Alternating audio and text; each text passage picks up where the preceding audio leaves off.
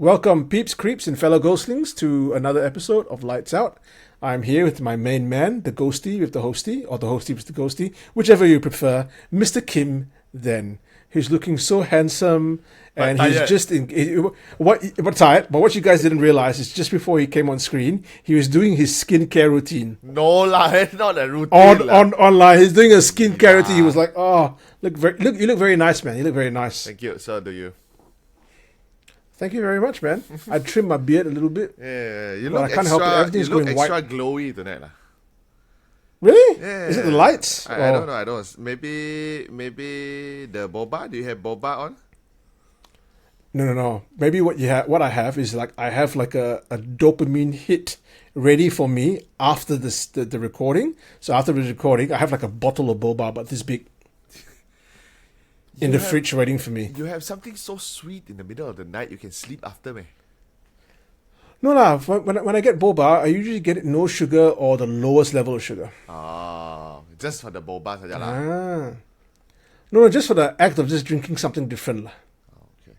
So what do we have tonight, Joe? Or before we go there, how's everything? Well, Halloween is done now. We are expecting Christmas very, very soon.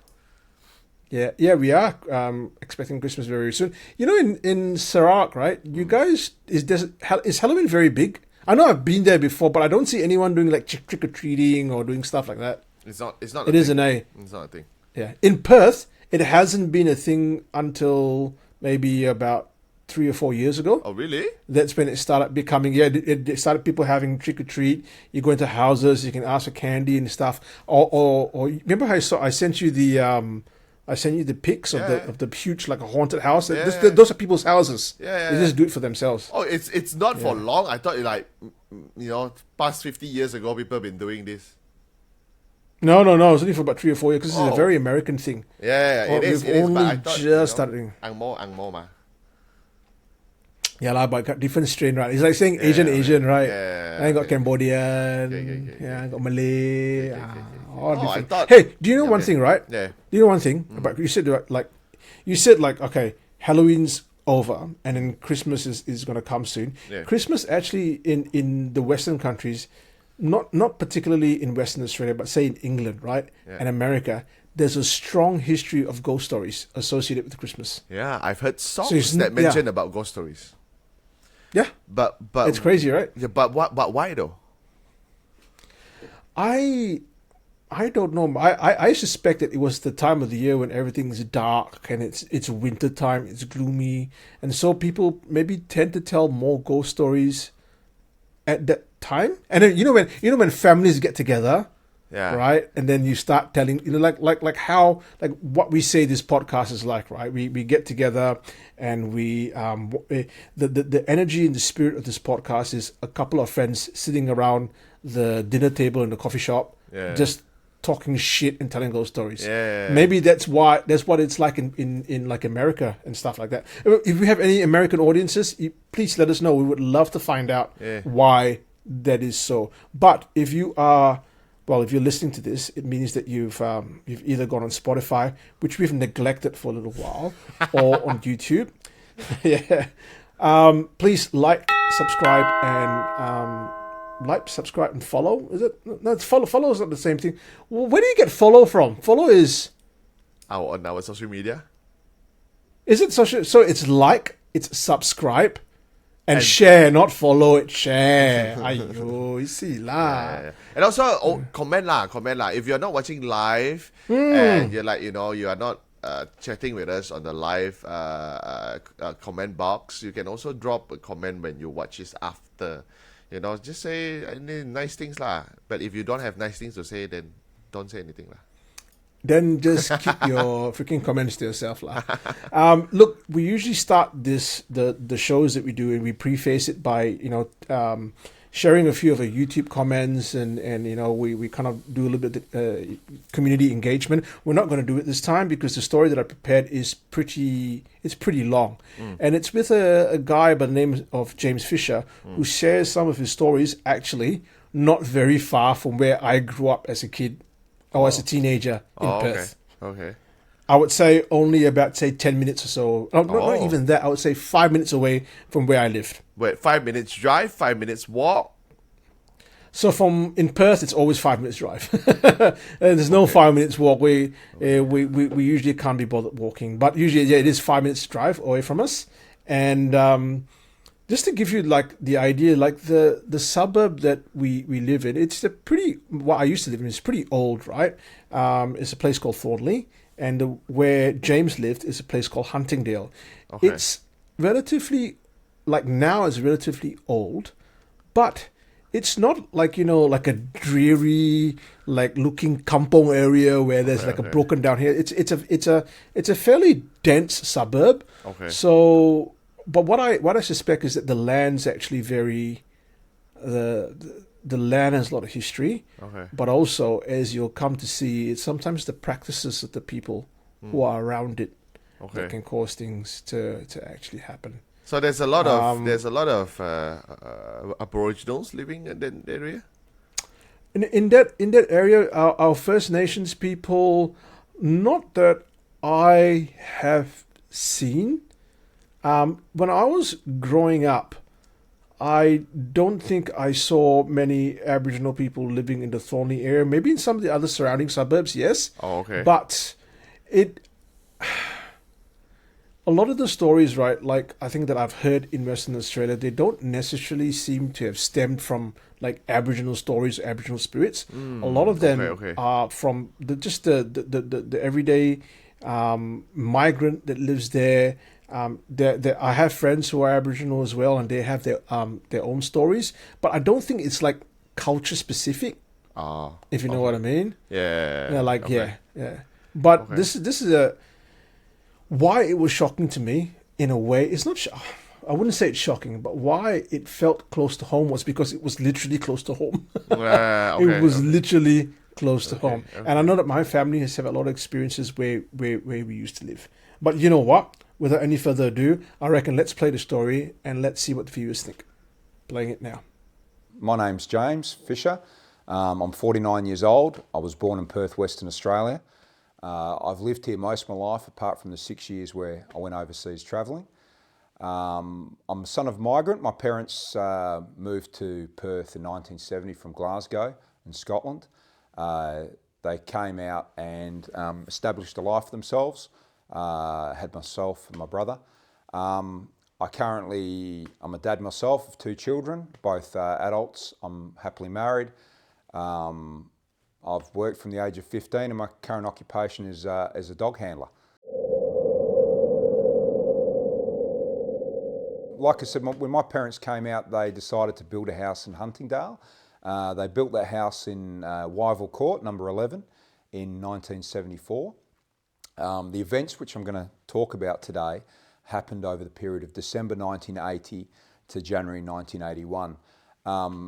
The parts of the events that happened to me directly I can remember because I was 5 years old at the time. There is other parts which I've been told by the family, and I'll recount the whole story to you. So basically what happened was it was a week or two before Christmas in 1980. I was outside with my dad just in my driveway, and I decided that I needed to go to the toilet. So I've gone in and I've walked through the patio. I've gone up into the laundry, the back of the house, and I've gone into the toilet. As I've come out the toilet to go into the bathroom to wash my hands, I've pushed the door open, and there was a woman, is the best way I can describe it, a woman in complete black sort of attire, with long black hair, and she was basically, in those days in the bathroom, there was a little medicine cabinet with a mirror. I still remember it, and she was actually in this medicine cabinet. As I've gone in, I can remember being completely frozen and a bit confused because I was only 5 years of age, and I remember thinking, who's this lady in my bathroom? And even though I knew it wasn't my mum, the only thing I could think to say at the time was mum, which is what I said. I said, mum. As I've said mum, this lady stopped what she was doing in the medicine cabinet, and she's basically turned around and faced me directly. At this stage, I can remember being paralysed, is the best way I could describe it. I was literally paralyzed. I couldn't move. And this woman was literally just staring at me. And the way I remember it was she was smiling at me, but it wasn't a friendly smile. Okay, as a child, you sort of pick up on these things even. It felt like just something not right. And then she's reached out towards me. That's what I remember. As she's reached out to sort of touch my hand or whatever, I found my feet. That was when I basically snapped out of this paralysis. And I've gone running out of the house, absolutely hysterical, which I remember. And my dad basically came over to me. He thought obviously I'd hurt myself seriously. He's checked me over, seen that, there's nothing sort of wrong with me. I'm not injured. And he's tried to calm me down. Now, according to my dad now, who's later told me this, it took a good 10 minutes to calm me down. And when he actually calmed me down and managed to find out what was wrong, I was basically saying there's a lady in the house. Now, I should subsequently tell you, in December 1980, we didn't have air conditioning back then. And my mum would always shut the house up. So it was quite dark in the house, but there was only 2 entrance points to that house. The front door, which was securely locked, and the back door through the laundry, which I'd gone into. So my dad's gone running into the house. He's gone running down into the bathroom. He's obviously seen nothing, toilet. He's gone and checked the front door, which was still securely locked. He's actually gone and checked everywhere in the house. And my dad was a prison officer at the time, worked at Fremantle Prison, so he was very security conscious. He actually even looked into the roof space because he thought that maybe someone had actually come in through the roof into the house. He's come out. I vaguely remember my dad sort of asking me what I'd seen. I'd calmed down by this stage.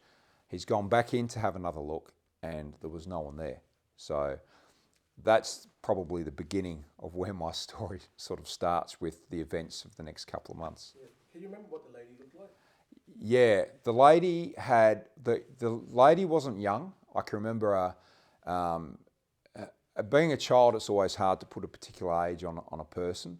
I guess she would have been maybe anywhere from 30s to 50s. I can't particularly remember her age, but I remember she not being young, and I can remember distinctly it was like a long black sort of dress of some type. I remember just seeing black, completely black, and I always remember black hair, long black hair, and I guess she was Caucasian, if you want to speak, with white skin, but yeah, that's probably the best description I could sort of give you of that particular person. Initially, when I walked into that bathroom, it was, I guess, a feeling of surprise, and then the paralysis came, but I do remember feeling petrified, I guess is the best way. And whether that's because I was a 5-year-old who's seeing a stranger in the house and that's created that feeling of being petrified is a possibility. Whether it was because of a supernatural event and that was creating its own sort of terror around that, I honestly couldn't say. All I remember is being scared. Subsequently, after that initial day, we had Christmas and we moved into January. And there was a couple of things that would sort of happen after that. One particular night, my dad was on night shift at Fremantle Prison, and it was a very hot night. And we had Mum used to put all the fans in her bedroom, and there was a little sort of bunk bed thing which I could sleep in. My brother would have been a baby, maybe one at the time, so he was in the main bed with my mum. And I remember Mum making up this bed, and we're allowed to sleep in that because it was so hot that night. And I remember being drawn to my mum's bedroom window, and all the curtains were closed, and I can remember being drawn to the window, and for whatever reason, I can remember my mum sort of saying, "What are you doing, James?" I said, "I've got to look outside." And anyway, as I've looked outside, I remember seeing like a face of a little girl or something like that there. Yeah. So, and I remember saying to my mum, like I was a bit transfixed by it. And I remember saying, "Mum, there's someone here." And my mum because there was other stuff going on at the time which I wasn't sort of privy to, which I'll tell you about, my mum lost it. I remember my mum sort of screaming at me saying, "Get away from the window, James, get away." And I did. And she said, "I don't want to talk about it. You're going to bed," sort of thing, which I did that night. The subsequent stuff that was going on, which I don't fully remember, but this is what's been told to me, is I used to wake up in the middle of the night, not every night, but sort of regularly, screaming in a sort of trance in my bedroom. And I would be sort of fixated on a particular part of the room. And my parents would actually come in and they would actually have to resort to slapping my face sometimes just to wake me up. Yeah. So I used to have I guess you'd call them night terrors today, but I used to have these night terrors. I don't particularly remember having these now. This is what I've been told used to happen. The other thing that used to happen was, so obviously it was a 3-bedroom, 1-bathroom house. And basically where the bathroom was, where I'd seen that lady, you would come out and there was my brother's bedroom, my mum and dad's bedroom, and my bedroom. And late at night or early hours in the morning, my mum and dad would be lying in bed and they would hear footsteps walking down the hallway. And my dad, being a prison officer and very sort of security conscious, would jump up and search, and there would be no one there. And my parents would start to hear these sort of noises at night. So this was starting to sort of make them a little bit concerned, because now they were thinking, well, hang on, James says he saw something, but now there's sort of activity starting to happen in the house. The other thing, I guess, that sort of brought the story along was in the month of January, my mum and dad decided to have a party, and they had a lot of close friends at this particular party. And I should mention that a lot of these friends were fellow prison officers my dad had worked with at Fremantle Prison. So these are guys who have worked in an environment, shall we say, which is, challenging, whatever, even back there in 1981. So, yeah, I guess what I'm saying is they wouldn't necessarily believe in sort of, whatever. So anyway, you can get all this. Anyway, on this particular night, Colin Train, he's now deceased, a good friend of my dad, he decided he needed to go to the toilet, very similar to what had happened to me. He goes down into the toilet, he comes out of the toilet, he opens the bathroom door, and there's a woman, a young girl with long red curly hair in a blue dress, okay, in the bathroom. Now, this has subsequently been told to me. I don't remember this, right? But I was in the house that night, obviously in bed asleep. But as my uncle, I called him uncle, wasn't my real uncle, but all my family was in Scotland. So all my mum and dad's friends, I just called uncle. So as my uncle sort of gone in and opened the door, seen this young girl, his immediate reaction was to apologise. "Oh, I'm sorry, I didn't mean to barge in on you." And he shut the door. As he's walked back up the hall towards the lounge where everyone was now sort of having a few drinks and a bit of a talk, he's sort of thought, that's very, very strange. I haven't seen this young girl at the party. So he's went and sat next to my dad and he said, "Hey, Jimmy," my dad's Jim, "I'm just letting you know there's a young girl in your bathroom I haven't seen at your party." And again, he didn't think he'd seen a ghost. I need to make that very clear. He'd walked in on somebody. My dad remembered what I'd seen a month or two before, jumped up, bolted down there, opened the bathroom door. There's no one there. Obviously, that became a little bit of a talking point that night. This is what I've been told. The guests at mum and dad's house were then told the stories about what I'd seen. They were also told about, my mum and dad were saying they'd heard some strange noises in the house. They were talking about me, particularly with my night terrors. And my dad's a very staunch Catholic. I should sort of mention that. And he was also, so he decided that after the events of what Colin Trainer had saw, it was time to go and speak to a priest about this. Simply just to get some sort of clarification. bear in mind, my mum and dad built this house in 1974. It was only 6 years old. We were the only people who lived in it. So it wasn't like this house had belonged to a family before or anything like that. So that, I guess, was the next sort of stage of the story. So they decided, my dad went and saw Father Prendeville, who's also deceased now. He was the parish priest at St. Munchin's Primary School, my primary school in Gosnells. And he decided he would come round one night, and he also requested that Colin Trainer, who'd seen this lady, be present. And obviously my mum, my brother and I were all in the house that night when the priest came. The priest performed a blessing of the house. That was how it was explained to myself. It wasn't an exorcism as such. What the priest did do, he walked around the house and blessed every room in the house. He also, and I do remember this because I was in bed, he came into my bedroom, and I knew Father Prendeville because he was my parish priest, and he came and he basically blessed me with holy water in bed, and he also did the sign of cross on my forehead and gave me a blessing and then told me to go to sleep. So I remember that. And then I would have went to sleep. So the next part of the story is what's been recounted to me from my parents. So after the priest had done the blessing, he basically sat down with my father and Colin Trainer, and the priest wanted to know what had been going on in the house, right? And according to my dad, they were all having a beer because the priest liked the beer. So my dad had some beers out, and my mum was in the kitchen doing some nibbles or something. As they were discussing what the events of the last 2 months, there was a knock at the front door. And it was a young girl called Judy Bass, and she was the babysitter, which my mum and dad used to use in Huntingdale. She lived fairly local. And when my mum and dad would go out for a night out, they would often get Judy Bass to come and sort of watch us and pay us some money. There was a knock at the door. Judy Bass, my mum's gone through the lounge, and it was quite a small house. It was a lounge, front door, sort of into the kitchen. As my mum's gone, answered the door, Judy Bass has walked in. She's seen the priest. She's looked at the priest.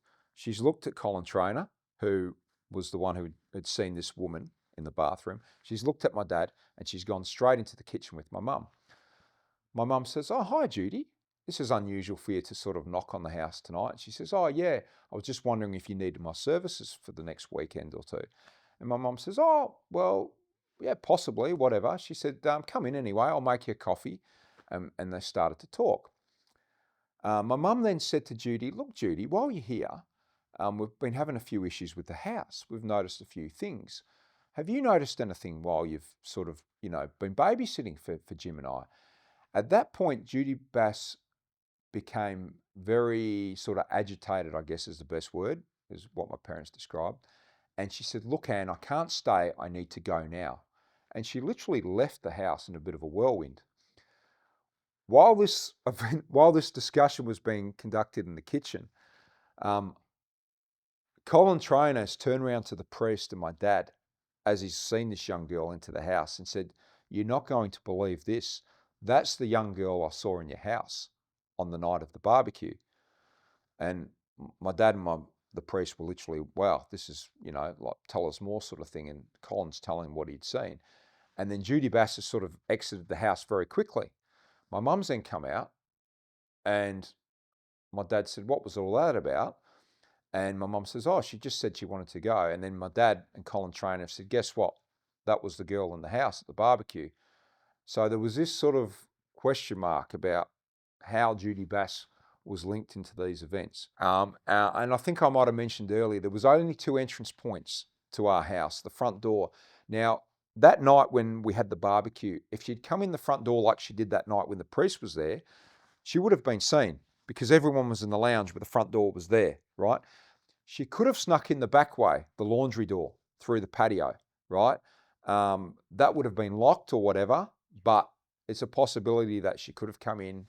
There may have been a spare key. So I'm not ruling that out, but that's the only 2 entrance points to this house. I need to make that clear. So anyway, after Judy Bass has sort of rushed out this evening, the priest has turned around to my dad and my mum and Colin Train. He says, "Look, I believe you, Colin. You're saying you've seen in the house." So he says, "Whatever's going on here, she's somehow linked to this. Jim and Ann, do not have that girl back in your house again. That was the advice the priest gave my mum and dad. And my mum and dad would obviously take that advice. So I guess, I need to also make this point that after the priest had conducted his blessing of myself and the house, all the strange events ceased completely. Yeah. And my mum and dad have told me that. Obviously, I don't remember because of my age, but they said the events basically ceased. There was no more footsteps. There was no more night terrors. And there was nothing else seen in the house, whether it be a woman in black or a lady in a blue dress with red hair, who my uncle had said he'd seen. I guess that takes us to the next stage of the story, the sort of final part of the story. My mum received a phone call from Judy Bass asking if she wanted to babysit again. Now, my mum's a very good-hearted soul, and rather than tell a 17-year-old on the phone that, we weren't going to have her in a house, she actually thought, she said to Judy, can I meet you for a coffee? We'll have a quick chat. She wanted to do it a bit face-to-face. And Judy says, yeah, fine. So they met locally somewhere around the Huntingdale area. And my mum basically sort of said to Judy, look, she says, I don't know what's been going on, but Colin Trainer says he saw you in our house on the evening of the barbecue. The priest has also advised us that you're somehow linked to all these strange events. And then she went on to tell Judy Bass what I'd seen, the woman in black, that Colin Trainer said he'd seen her in the bathroom, the footsteps, the fact that I'd looked out the master bedroom one night and seen this face. I just thought it was a little girl, but that's what I remember seeing. It was very quick because my mum told me to get away from the window that night. She says, we can't have you in the house. At this point, Judy Bass says, Anne, I haven't been completely honest with you. I've got a few things to tell you. So my mum says, oh, that would be great, Judy. What are you talking about? She says, Anne, I'm very heavily involved in the occult. And my mum says, oh, okay. She says, how do you mean? She says, I read a lot of books and I also do a lot of these Ouija boards. And she says, when you and Jim have been going out, I've been getting my friend around and we've been doing the Ouija board in your house. She says, in fact, I think I might be responsible for what James saw. And my mum says, oh, okay, this woman in black that he's sort of mentioned. She says, yeah. She says, I've seen the same woman. And my mum says, oh, tell us some more. She says, well, one night we were doing the Ouija board in the patio, and the patio was at the back of the house, basically. It was like an enclosed colour-bond patio. And then obviously you had your kitchen window, and then you had your laundry door, and then you would go in, toilet, bathroom, and then the rest of the house. She says, one night, me and my friend were doing this Ouija board, and we contacted something, and all the power went out in the house. And when we looked up into the kitchen, there was a woman in black with long black hair staring directly through the kitchen window at us. And we got really, really scared. So we stopped doing the Ouija board. And then obviously the lights and that came back on, and she said, I just carried on as normal that night. My friend went home. She said, the other thing I'm very involved with is a thing called Astral travel. Okay. And my mum says, okay, I have no idea what you're talking about, Judy. And Judy Bass says, well, Colin Trainer saw me in the bathroom that night. And my mum says, yeah, what were you doing? Why did you come to our house? Why did you were you sneaking around the house that night at the barbecue? You could have just come if you wanted. And Judy says, no, and it wasn't my physical presence in the bathroom that night. And my mum was really confused at this stage. And she said, what do you mean, Judy? And Judy says, well, when I astro travel, I can think of a place and I project my body image to a particular place. She said, that night I was thinking about your house and I projected my image there. And I saw Colin Trainer when I was in your bathroom. And obviously I saw him that same night when I came round and the priest was there. And that's what spooked me out. That's why I wanted to leave so quickly, because I thought, oh, I've been caught out, sort of thing. And my mum says, oh, that sort of makes a bit of sense, because Colin Trainer said he'd seen this young girl and then he described you. She says, yeah, he saw me, but he didn't actually see me. He saw a projected image of me. So, yeah, that's part of the story that's been recounted to me. I've got my own sort of ideas on that. I believe in something. I do believe in forces that we can't necessarily see. I guess astro travel is really pushing the parameters for myself. I find that quite incredible, to think that someone could project their own body image, as opposed to, say, maybe a spirit or something able to appear or something like that. So, but I know my mum and dad, and I know that they haven't lied to me. You know, this was a series of events that affected everyone in our house.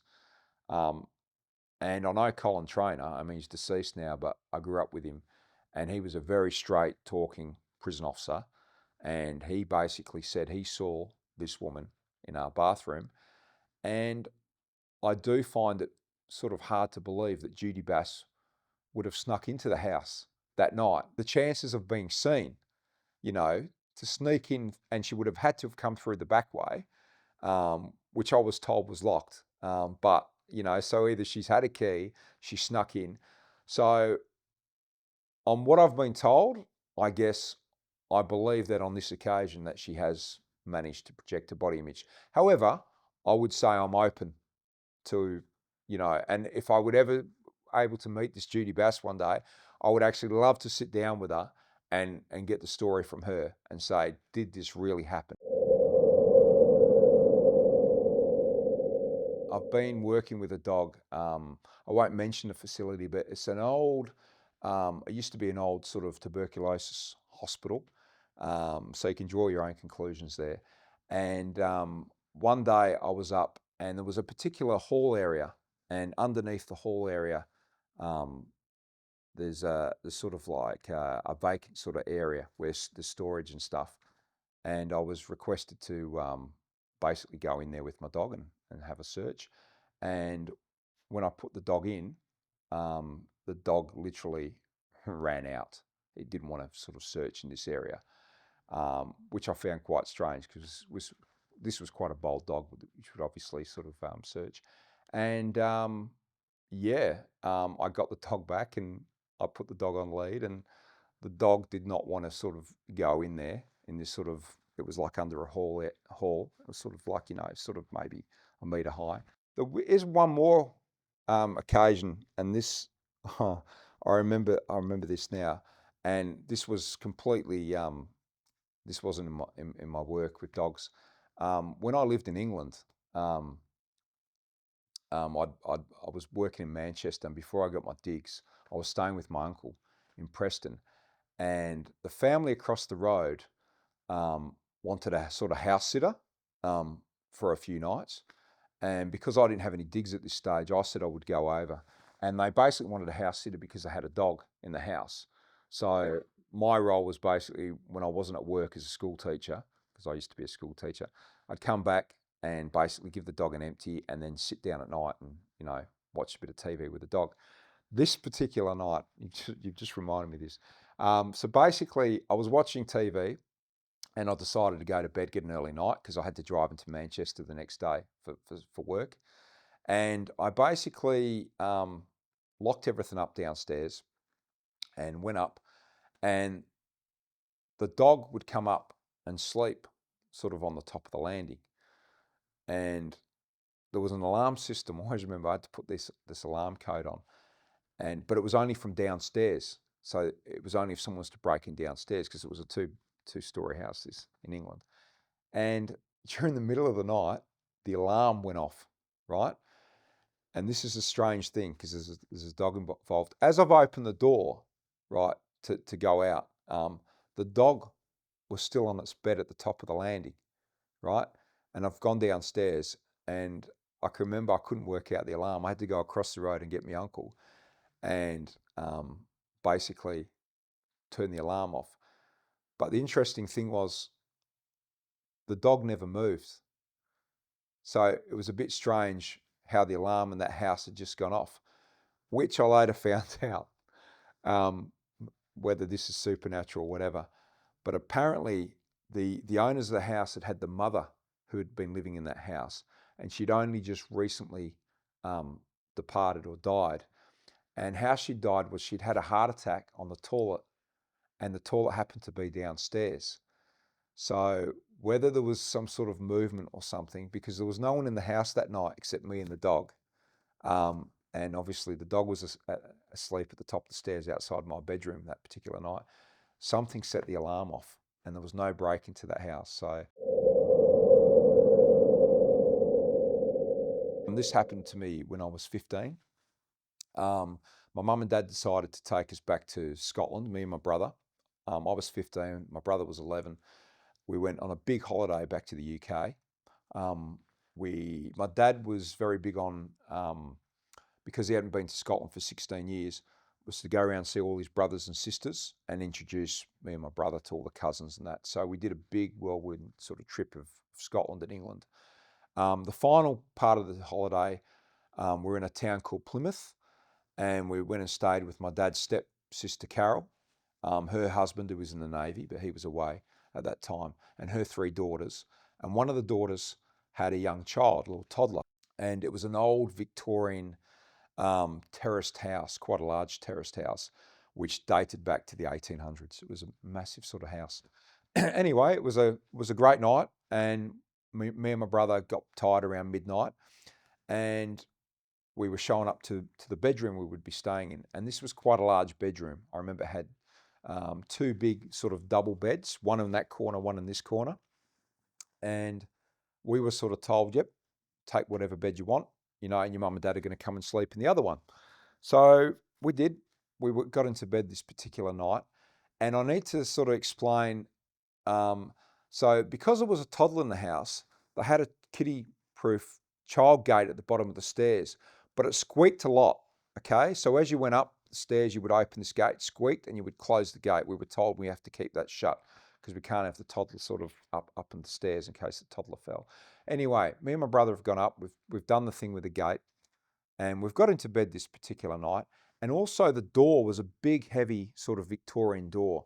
And I remember having to really push it shut, like jam it sort of shut, okay? Because it was like sort of off. It wasn't quite, straight, whatever, this old house.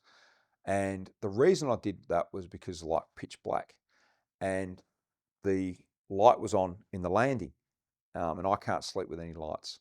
So we had to shut this door, so it was pitch black in the room. So that's why I remember shutting this door. So I've shut this door, and my brother's sort of that side of the bed, I'm this side of the bed, and just starting to doze off. We're just starting to doze off, and we can hear these footsteps on the landing. And I can remember saying to my brother, oh, someone upstairs, something like that. My brother said, oh, whatever.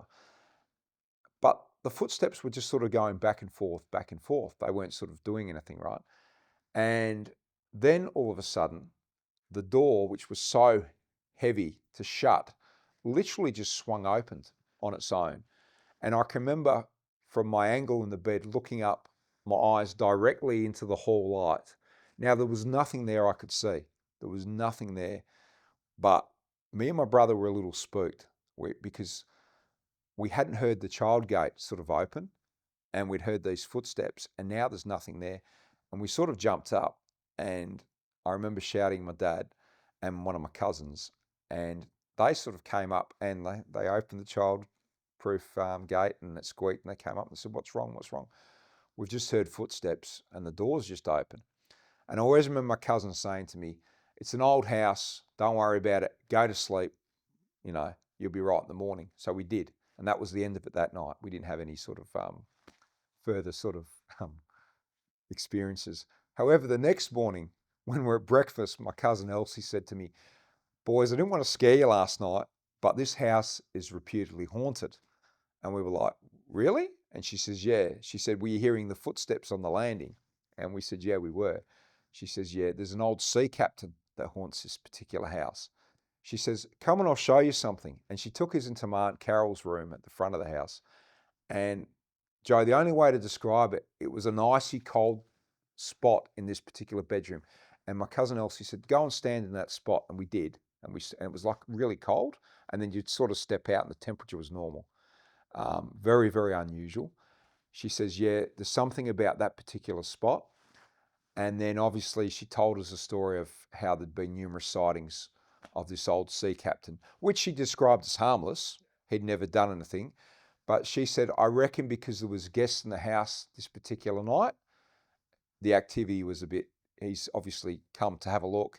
And she says he was probably looking at you when that door swung open. You just couldn't see him. He was looking to see who are these people in my house. So, bro, I told you it was going to be a long one, right? But I understand why you couldn't edit it any shorter. Yeah, because he told it in a very narrative style. Like, there was no way to cut it without losing pertinent information. But for those for you who perhaps wanted a bit of a cliff notes, I'll give it to you, right? So basically, Jim Fisher, born in Perth, Western Australia. He's he's done some overseas travel. Son of Scottish immigrants, 2 adult children, and his primary job is a dog handler. Okay, and previously worked as a school teacher. So his main kind of like experience happened when he was 5, when he actually saw a lady who was dressed in black standing in his bathroom. Yeah. Right. He reached out to him. He shat himself, and then he ran away. He ran out. Okay. His father, who was also is a prison officer, right? Searched the house, probably thinking there was an intruder. No one in there. Okay. Yeah. After that, things I think started to kind of happen. Yeah. So I think the first one was when he saw the little girl's face in the window. I think he was having like night terrors, and his parents were hearing footsteps or something like that in the hallway. Now things came to a head, I think, when his parents had a party, right? He had one of his dad's prison officer mates go into the bathroom, see a girl with red hair, and goes, "Oh, I'm sorry." Closes the door, goes back and says, "I'm sorry, I just saw a girl with red hair in the bathroom." And the parents are like, "What? There's no one here like that right now." They go and find. They go. I think it happened straight away. Rushes to the bathroom. No one there. Okay. And so as things were starting to happen, they called a priest. Priest and the prison officer who saw it was sitting down after the blessing, right? And then suddenly this girl comes in, looks at them. They look at the girl. The girl goes to the mother. The girl happens to be James's babysitter. But unbeknownst to her, the prison officer guy goes, that's the girl I saw in the bathroom, right? Yeah. And then I think the long and short of it is that girl later on she kind of confessed, that she had engaged in a lot of occult practices, and that what James had actually seen, not James, but the prison officer had actually seen was her projected image. She was doing a lot of astral traveling as well. And then James goes on to recount several experiences in which, as a dog handler, he'd heard kind of like, the dog actually had really didn't want to go into a certain part of an old hospital. That the house alarm that he was staying in kind of went off. There was no one there. And then a particular haunting at a Victorian house in Scotland where they heard footsteps and door opening and closing. Right. So that's the kind of the gist of what's happened. I'm so keen to hear your thoughts, because I could see your face as you were watching this going, First of all, thank you very much, James, for telling us the story. Very, very interesting stories. I wrote down, okay? I do homework, okay? Whoa! Just because we spoke about how KK Hig does all his work, suddenly you have to go and do homework. Look at this guy. A bit live, to do a bit live. Okay. I want to say, the first thing that I actually heard, I was quite like, macam, oh shit, no way. Because the thing is, I always imagine that, how when Asian, when we see ghosts and always in white dress, always is long hair, and then we're like that is the image, that scary stuff that's the scary image that we know about. No matter whether you're Chinese boy, Indian boy, Malay boy, Dayak boy, it doesn't matter. Long black hair, white dress, hantu. But the thing is, coming out from a Scottish family that now is an Australian, which is practically angmo, and then like I see a girl, black dress, okay, slightly different, but long black hair. I'm like, wait, how come you didn't see any blonde hair girl, or a brunette, you know? Why is it the long black hair, you know? So that was actually quite intriguing for me. And then, then again, I also felt like, macam, you know how Asian kids, whenever we are, when we are still young, our kids will, our parents or our older cousins will always scare us with stories like this, right? So in a way that, since we are very young, the image has been put into our head, right? This is how Momok look like. This is how Hantu look like, right? But I haven't heard that name in so long, Momok. Right. So, but then the thing is, I do not know whether it's an Australian thing or not. You know, when their kids are still young, you know, their parents will tell them about, you know, this is how ghosts look like, or this is how. I don't think so. It's because not really. Yeah, right. Not really. Because it's an Asian thing, right? It's an Asian thing. Yeah. Or it's a Malaysian thing. I don't know. I think it's a Malaysian thing, right? Or I really think it's an Asian. I think Southeast Asian. Yeah, Southeast Asian thing. It's very much. You know, like macam if you don't wanna sleep, okay? If you don't wanna sleep, the kakak will come and kiss you. So you know, the mother witch is gonna come and bite your toes. Yeah, so, I couldn't sleep. Yeah, all these things is already in our head. You know? So when we are young, if let's say we are James at that particular moment, 5 years old, we have seen that kind of thing, and then we tell our parents will see, don't do homework, I told you. So, but then the thing is, he is not, you know, from our part of the world, you know. So I find it quite intriguing in that way, lah. You know. So as I go further down the story again, I can also put my finger on saying that it seems like that area, it seems to be the most active area, which is kind of linked to how Asian perspective would actually say it, which is the toilet area, or that whole that whole area, lah. You know how Asian always say about, you know, these kind of things. Also, in Muslim belief that usually the dirtiest area or the places that is wet, that is where jinns will usually stay, because they like that kind of area, right? So it's also kind of interesting, whereby there's a lot of activities happening at that particular place. Then the story progressed. So I was thinking, could it be after whatever Judy and the friends did? Because that was the place that she summoned the thing, right? So it's like, okay, like, this is in the house. Yeah, that's where that's where they did the Ouija board, which you could call a summoning, and something I think came in. Yeah. So in a way that we can actually say that if it felt like Judy opened up a portal, and the portal is just right there. You see? Yes. So that's why there's a lot of things. And then I also want to say, Judy Bess, if you're listening to this, can you get in touch with us, guy? Can you like?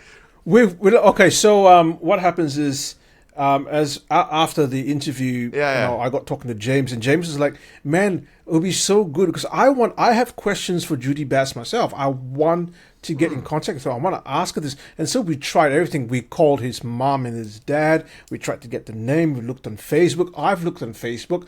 I've done excellent contact tracing research on Facebook. Cannot find anyone of that name that lives in Australia.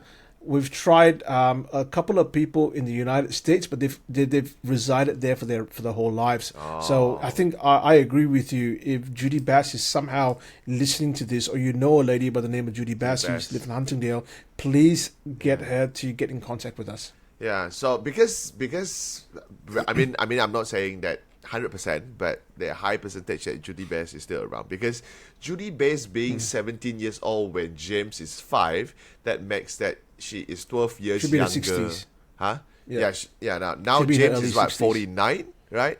So I'm 12 years yeah. older. So she's not exactly that old, right? So Of course not. Yeah. Okay. Then then I want to say bro, just before you start with what you're going to say, right? Can I just earmark? I want to talk about that portal thing, because it's something quite similar to what James and I were discussing at the end, right? And I put it forth to him. I says, you know what it could have been? that as Judy, there's two theories, right? One, she's the Ouija board. Yeah. And remember, the Ouija board itself is not a haunted object. It's the intent to summon something. Yeah, correct, That correct. is what is the negative thing, right? She may have summoned something because Yeah. remember, she did the Ouija board, all the freaking lights went off, Yeah, right? And then suddenly yeah. she saw that lady there. Yeah. Secondly, it could very well be that as she was projecting her astral form into the house, just like someone getting off a bus with you, something could have come in Together. there with her. Yeah, just as she popped out of whatever realm into this physical realm, something kind of hitchhiked. Something came with her and was maybe kind of stuck there for a little while. Okay. So James and I were playing with this idea, and we kind of think it's the latter as opposed to just the Ouija board. Yeah. Okay. I somehow something is telling me that I don't feel that. Okay. No, I'm not debunking saying that is not the of whole course. thing, but something is telling me that actually all of the things that is happening at that house could be the same entity. Okay. I felt that. maybe, yeah. Yeah, I felt that the lady that is in black dress, long black hair, she could be taking the form of Judy that appeared during the barbecue night. Right? Because somehow, Okay. because when Judy is a possibility. summoned the thing would have seen Judy, am I right? Yeah. Hey, okay, this But is how why? Judy- Why would it have taken her form, do you think? Yeah, okay. Then the thing is, all these things, when they are summoned over to our world, there's a lot of things that we do not know why do they come, right? What do they really want? Do they really want to do something with human, or they wanted to get us into troubles and stuff like that? We do not know. Because that night, probably that, okay, I'm just gonna go for the long throw here, huh? Could it be that thing actually thought, okay, if now I appeared as someone that is of a familiar face to the family, right? Because Judy is a familiar face. Judy is a babysitter to the Fisher's family, right? If let's say I appeared like that, probably if let's say someone walked into the bathroom, they'll be like, hey Judy, what are you doing here? Do you want to join us at the party? Probably later, put my kids to sleep. Something like that. We do not know, right? But somehow that it was Colin, which is a family's friend that walked in, and Colin don't recognize this young lady.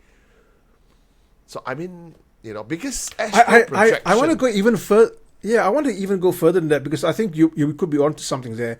If you wanted to go down that road, you want to go for the long throw, so to speak, right? Yeah. Could it be, rather than only appearing as someone known to the family for that sense of familiarity, could it also be that it's trying to present itself as something less threatening? Yeah. Because remember, he also saw the little girl. Yeah. Right? Right. The little girl's not threatening. A girl with red hair in my bathroom, thank you very much, please. Do you know what I mean? I don't want to go not that hole, Joe. I don't want to go that hole. Yeah, okay. No, we want to throw the ball. We're throwing the ball as far as we can, okay? But is that then it kind of, it almost makes, right, the appearance of that lady in black in the very beginning, even, it makes it even more menacing. Yeah. And even there's a sense of real evil about that. Yeah. Because it's like it was this horrible looking creature, right? Yeah. And then I think someone came into the room. It was this horrible creature, and then it turned around and I don't think James said this. It smiled and reached forward towards him. Yeah, he did. Right? And then he lost it. He kind of ran, right? Yeah. That is so menacing. And he was going, oh, maybe I can't get who I want to get with this frightening form. Yeah. I'll change. Yeah. I'll change this to something. And that's more sinister, man. That is a lot more sinister. Right. Because you see, it was the lady in black first, right? And then, like you say, the lady in black suddenly feel that, I cannot appear in this look. Okay, let's try small children outside the window. Still, James got the mother screaming at him, asking him to mind his own business and get away from the window, right? Then the thing probably is probably a young kid, but not a familiar face, still couldn't get it. This time around, I appeared as a familiar face, which take a form of Judy based. Because okay, I do understand whereby, you know, as a movie buff, I felt like, you know, this can be made into a movie because, you know, Judy walked into the house and then like looked at my father, looked at the priest, and looked at my uncle, which is Colin, and then, you know. But the thing is, you imagine, because after that, Judy actually said that I actually saw Colin as I projected myself, right?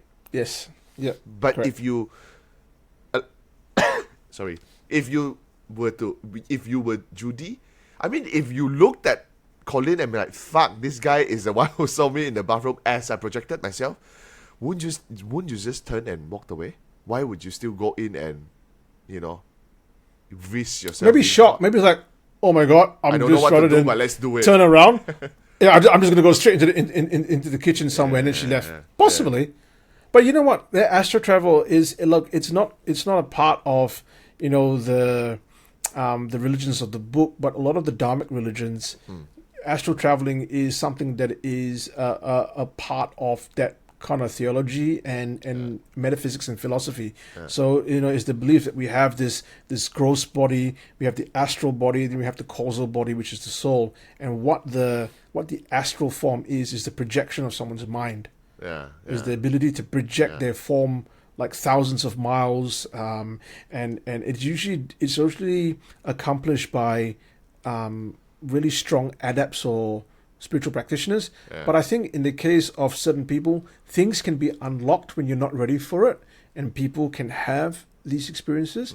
Now, the reason why I said that kind of theory of someone hitchhiking a ride is that a lot of people who are untrained in the process of astral projection, so a lot of the books say, right, and a lot of the stories that I've read, that they also say that when they travel, they attract the attentions of entities in that realm, in that space, and they get more attracted to it. So again, irrespective of what it is, it's a cautionary tale to me to not touch an Ouija board or try to summon anything or try to project my body. The only thing I'm going to project is my voice and maybe my handsomeness, and that's about it. I'm not going to project anything else. It's too fucking scary, man. I'm not going to... One day, Sakali, Kim, like tonight, right? You say, oh, you go to the toilet. Suddenly you go to the toilet, you open the door, Joe's down there, combing his beard. Oh, I'm sorry, Joe. Hey, you open it. Hey, fuck. Joe's not meant to be here. How? How? Burn the house. burn everything down. but I'm gonna say that, you know, thank you for the priest, thank you the priest for coming to bless the house, you know, bless James, bless little James, and put James to sleep in peace. And after that, you know, everything stopped. So I guess it's a good thing lah. So it's also a lesson to people who are listening to this. If your friends, or especially when you are in your teen years, I know we as someone that is older, or your parents telling you, don't play with spirit coin, don't play with Ouija board, you know, then you're going to say, fuck it, nothing's going to happen. I'm going to try it anyway, okay? I want to do it anyway. I'm going to do it anyway. It's fun. Do it, but you be responsible for it lah, huh? If lady in long black hair start appearing in your bedroom, don't scream for help lah, huh? And then also at the same time, yes, religion does help. No matter what religion you are, if let's say there are some doubt, probably before you burn the house down, seek for some help first. If the help... Don't just listen to Joe, full stop. The help don't do anything else, then probably you can go to the last resort. Oh, I just realized something as well, okay? You were talking about a long shot. There's another long shot, right? Now, the suburb where James stayed, Huntingdale, is also the suburb where one of West Australia's most prolific serial killers used to live. Oh. Huntingdale. The Claremont serial killer. He lived in a suburb called Huntingdale, which is the same one that James lived. And he would not have lived very far away. And wait, is it the same era? Out there, right? Actually, yeah. It would have been around the same time. It would have been around the same time. I know some information that I'll tell you later that I can't really share out in this space because it involves a friend of mine. But I'll let you know. But I can tell you, now that you say it, yeah, it'll be around that period. In fact, it will be almost exactly that period. That person would have lived, that the serial killer would have lived there at that time. Now, put it out there, right? There's a lot, but there's a lot of theories out there in the internet. You can see all of them, but there's the idea that for people who are very notorious and who have done a lot of bad things like that they are in a part. Now, as a psychologist, I'm not saying this as a psychologist. I'm saying this as a folklorist and a person that loves ghost stories and who reads a lot of things that kind of interest me about the spiritual world. That entities are attracted to people who can cause harm and damage like that, and that there's a degree of influence that they can have over people. Yeah. So there's stories and theories out there that Hitler was actually spiritually infected or possessed, and that different figures in life, different kind of like how would I put it, man? Not very notorious killers and all that. They had spiritual infestations themselves, and that they were influenced by things from another world. So, you talk about long shot. Could the Huntingdale suburb be a haven for these creatures? Were these entities already there and just got attracted to what Judy was doing? Would it be the similar entities who would have influenced the serial killer? Who knows? That's a long shot. I agree. Shit. You imagine if, let's say, we just mentioned that, it could be everything was because of Judy that night was having fun with a friend and open up a portal and things starts coming in, and we don't know, bro. Prolific serial killer in Huntingdale because of that. Yeah. Well, and he would have been close to James's age as well, maybe a little bit older, I think. Sheesh. A little bit older, and we would have been within a 5-kilometer radius of where James lived, because at that time, actually no, maybe even closer, because at that time, it's very dense right now, but it was less dense in terms of the population those days, and so would have lived very close by to this person. Okay, and also I feel like yeah. Okay, also, I'm gonna try another long shot. Can you remember? Viewers would not know the story of my friend Zul, who told the story of the ghost cat. I will relate that on another time. Yeah. But basically, he saw a jinn in the form of a cat in a industrial area in Perth called O'Connor. Just behind O'Connor is a place called Willagee. Two of WA's serial killers used to live in that suburb as well, husband and wife. And they lived very near that area as well. So, man, draw your conclusions. I'm just going to give it a bit of a question mark. Yeah. Well, it seems like tonight we are digging quite a deep hole. The more we dig, the more theories will come out, and Okay, so I mean, we're not gonna tell you that is exactly that happened. Yeah. So you think about it yourself. Again, this is like how when we sit down and we talk with all our friends, family members, and a lot more theories will come out. If I bring this story to my uncle and auntie, I'm sure they will relate it to something else, because everybody got their piece of thoughts. Right? Yes. Okay, move on. Okay, we move on. However, for the alarm, for my light just died on me again. No lah. This is just battery lah. Why like this lah, bro? Battery. I think this one is gonna die soon also. So yeah. Okay. So but if let's say you see it's turned off, nothing wrong. Judy is not here to turn off my lights. It's just the battery is off. Okay. I wanna say I do not know lah, but I wanna say a quick one whereby probably the the alarm issue that the one happened in England. That one happened in England, right? Yeah. In Manchester. Yeah. So probably actually it's just electrical. My lights just went off. As you said that. Okay, I'm gonna say that probably it's just electrical. I think it's electrical. Wait, let me turn on the other light. Because I felt that.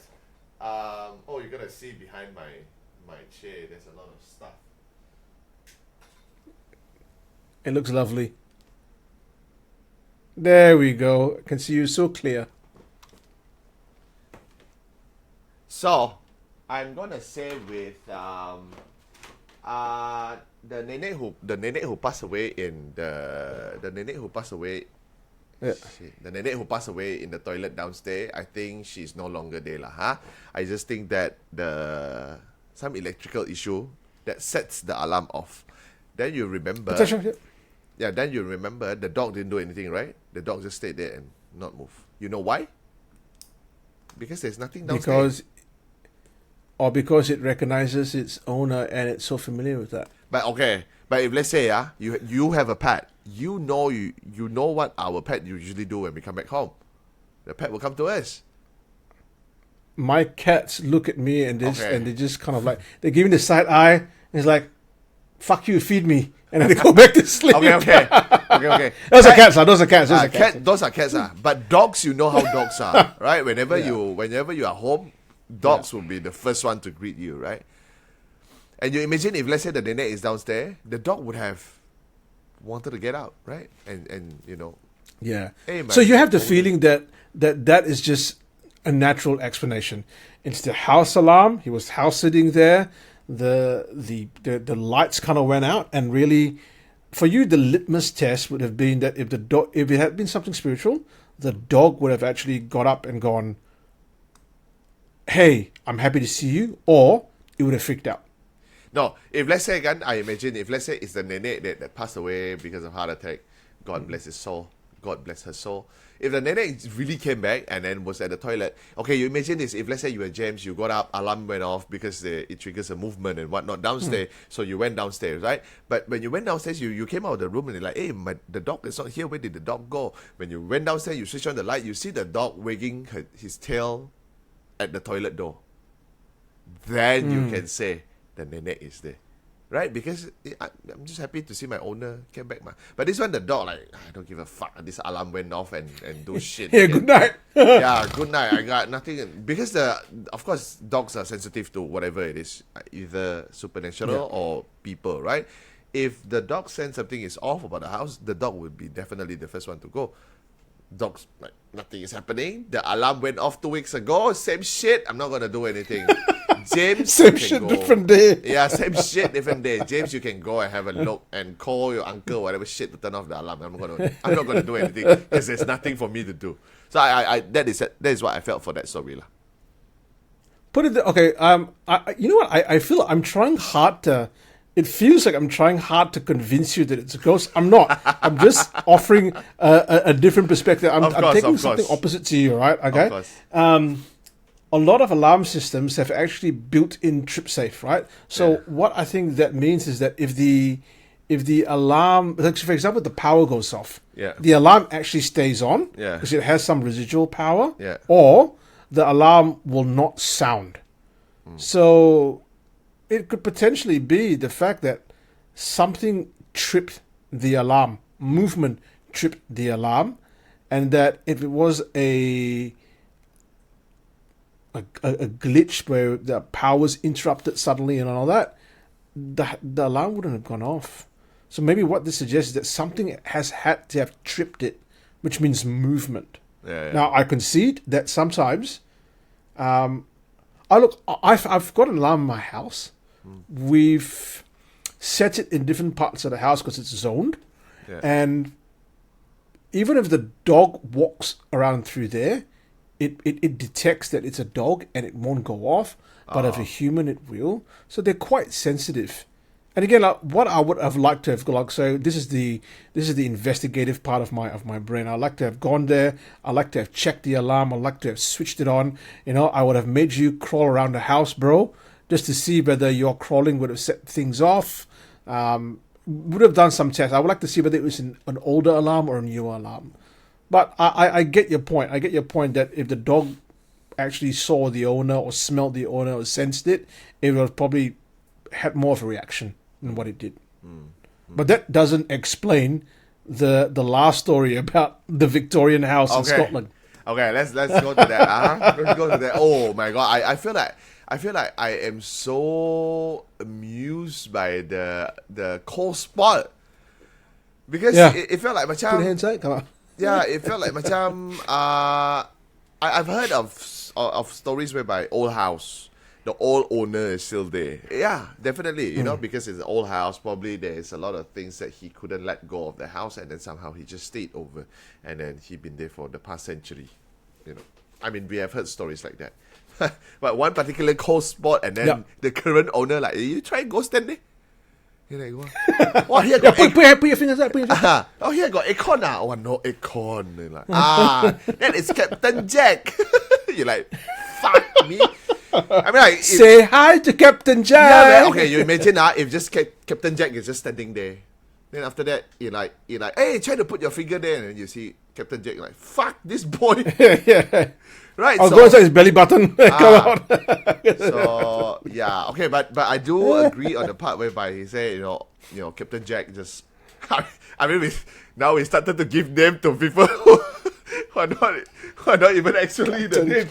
He didn't even say Captain Jack. Right? There was no name, right? It's a sea captain. He said it's a sea captain. We just you go with fucking Captain Jack. Okay, so then the thing is, right? I mean, Captain Jack. Let's say, you know, suddenly this boy and this family come into the house. Of course, I mean, it's just natural being human before you're like, you know, who are these new people, right? So even you, if let's say, you know, people come to the house, or your wife has brought another friend to the house, you'll be like, hey, who is that? You also want to have a look, right? So I guess 100%.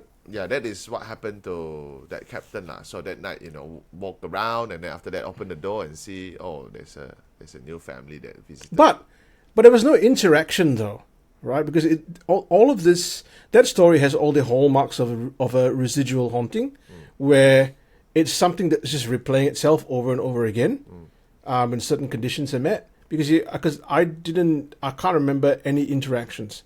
He hit the footsteps.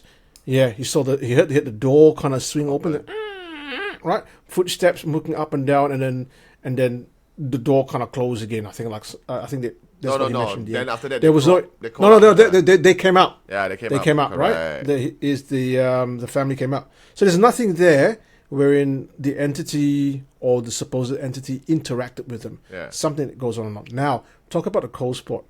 He spoke about a cold spot. I asked him, like, James, was it like a freezer? He goes, no, it's like I wouldn't say it's a freezer, it's like a fridge. If someone opens a fridge door, you get that cold. It was that kind of cold. It was like you're sitting underneath an aircon lah.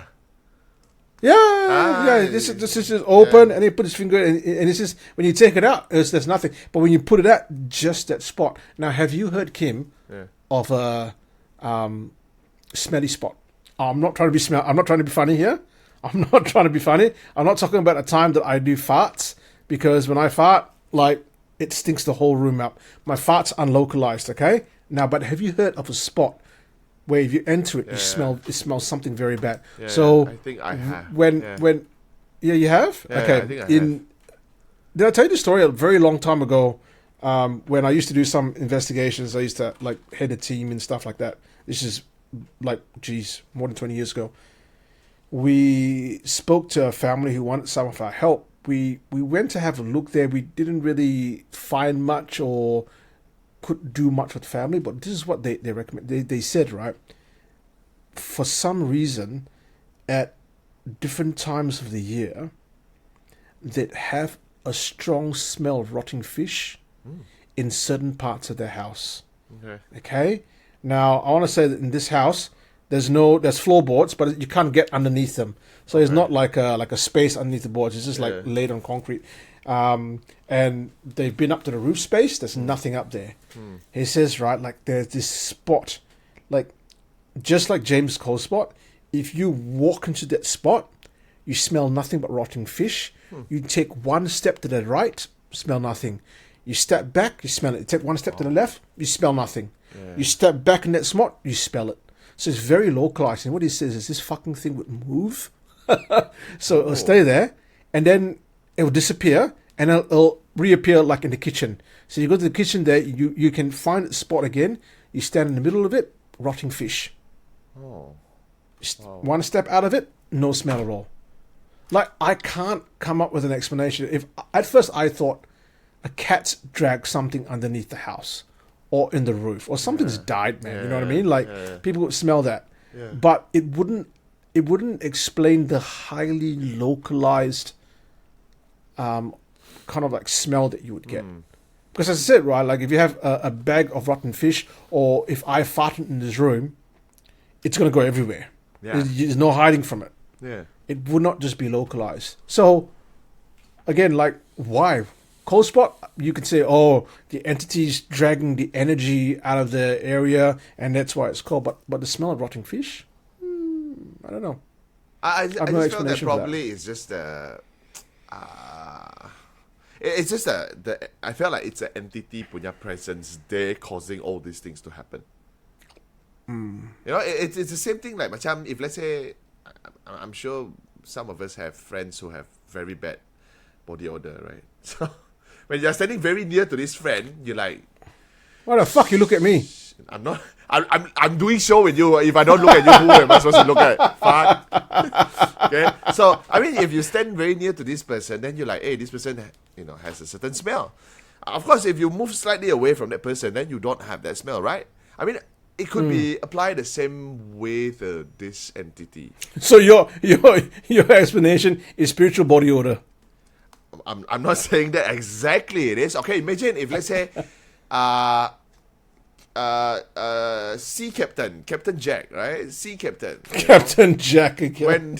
When he go out to the sea, he would leave for like, a good 6 months. And then when he's at the sea, he don't really shower. And then he dealt with a lot of fish. And he smelled of that. It's just that it's not Captain Jack who smelled of rotten fish. It's just that he is cold.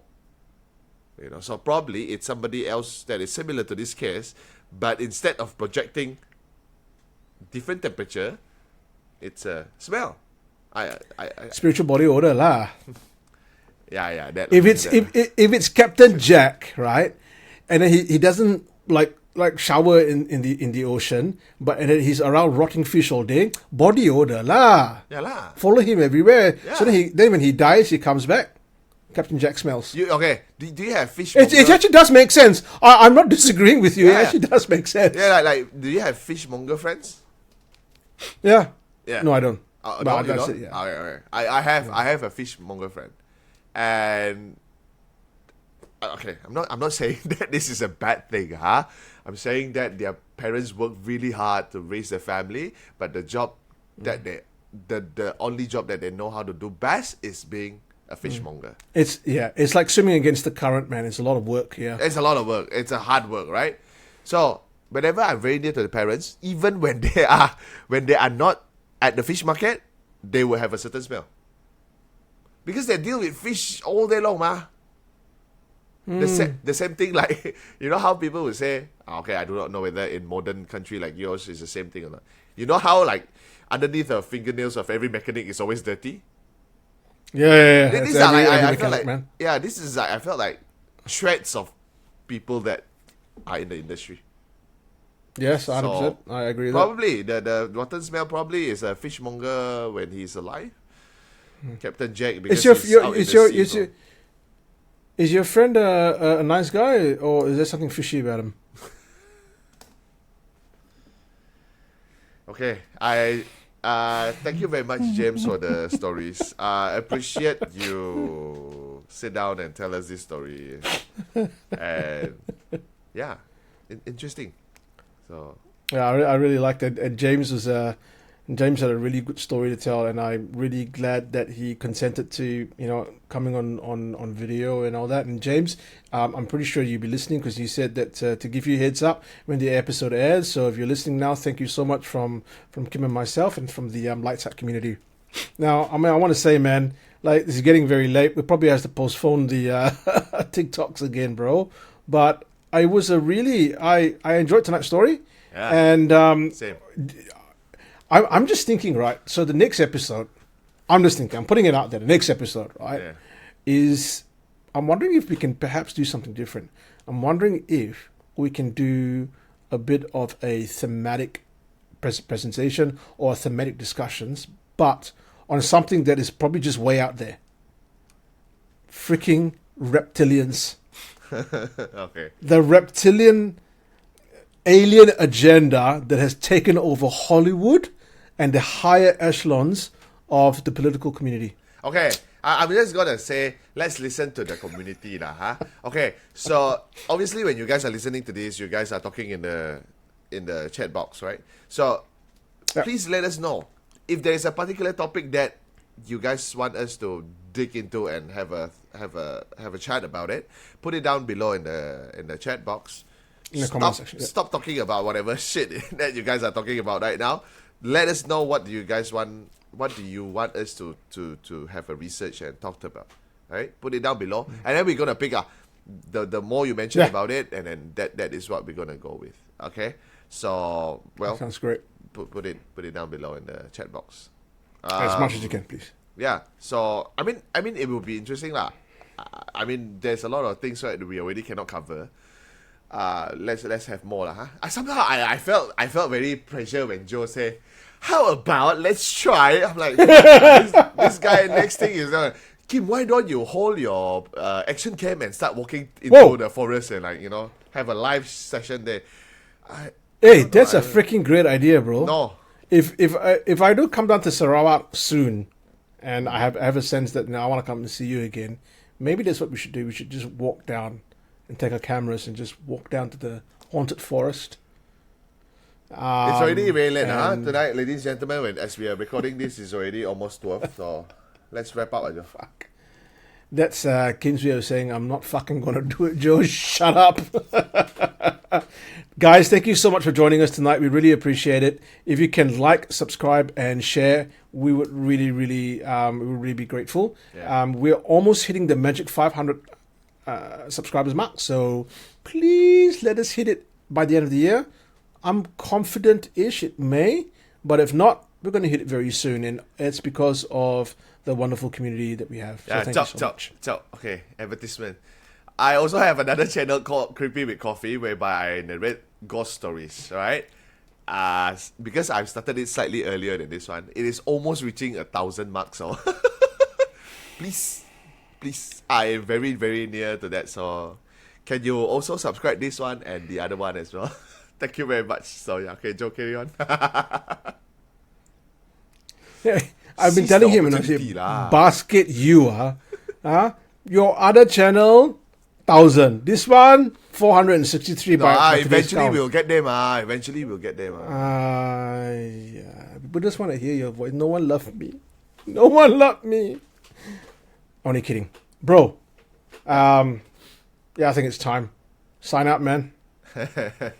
Okay, before I say whatever am I supposed to say, a joke! I forgot. A joke for tonight is... forgot all about it. What's the difference between lights and heart? Lights and heart. You can still sleep with the lights on.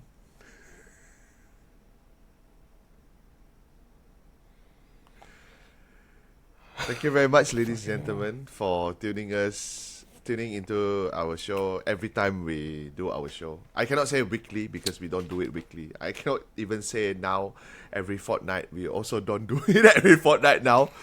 Whenever we did our show, you guys are there chatting, supporting. So deep down, I really appreciate it. Thank you very much. Arigatou gozaimasu. This is Kim signing off with Seen or Unseen, when the lights off or the lights out, when they are there with you.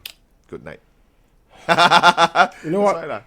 If you have a house where you have things that are smelling strange, or cold, move around, cold spots, if Captain Jack appears at the foot of your bed every night with his little pipe and his sea beret, bro, just burn it. Burn everything. Burn it all out.